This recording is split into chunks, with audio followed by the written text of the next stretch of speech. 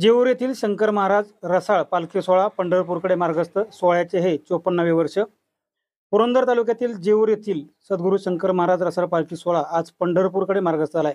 काल रविवारी जेऊर येथून सोहळ्याचे प्रस्थान झाले, तर आज सोमवार दुपारी शंकर महाराज यांच्या पादुकांना नीरा नदीत दत्तघाटावर स्नान घालण्यात आले.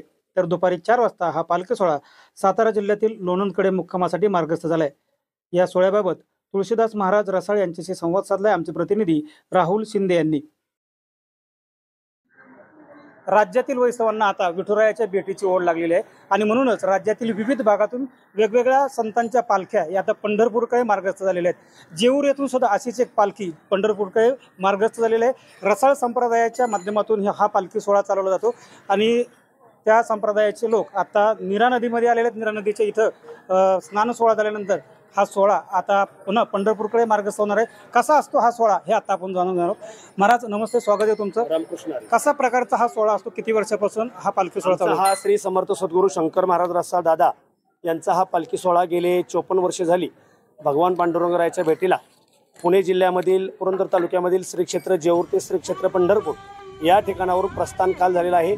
आणि आज समर्थ सद्गुरू शंकर महाराजांच्या पादुकांना नेरास्नान आणि नेरास्नान करून आमचा हा जो पालखी सोहळा आहे हा गेली 54 वर्षे झाली आपल्या पुणे जिल्ह्यातून सातारा जिल्ह्यातून सोलापूर जिल्हा या मार्गाने मार्गस्थ होत असतो. आमचा कालचा मुक्काम जेऊर या ठिकाणी होता आणि आजचा मुक्काम सातारा जिल्ह्यामध्ये असणाऱ्या लोणंदच्या खंडाळा तालुक्यातील तांबवे या गावामध्ये आहे. आणि तांबव्यावरून आमची दिंडी उद्या वॉटर स्टेशन, कोलवडी, कोरेगाव या मार्गे कुशेगाव करत करत सातारा ते पंढरपूर या हायवेने श्री क्षेत्र पंढरपूर या ठिकाणी आमचा हा पालखी सोहळा दरवर्षी भगवंताच्या भेटीसाठी समर्थ सद्गुरू शंकर महाराजांचा हा पालखी सोहळा या ठिकाणावरून जात असतो. दिंडीत जवळपास आता एक 400 ते 500 लोक वारकरी आहेत. दिंडीबरोबर वाहनं आहेत, त्याच्यानंतर पालखी आहे, रथ आहे.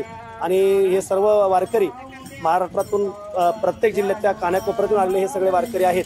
आणि दरवर्षी आपल्या समर्थांच्यावर सद्गुरूंच्यावर असणारी हे त्यांची नितांत श्रद्धा आणि या श्रद्धेचं हे फळ की आज हा पालखी सोहळा गेली 54 वर्षे झाली महाराजांचा अखंडपणे अविरत चालू आहे.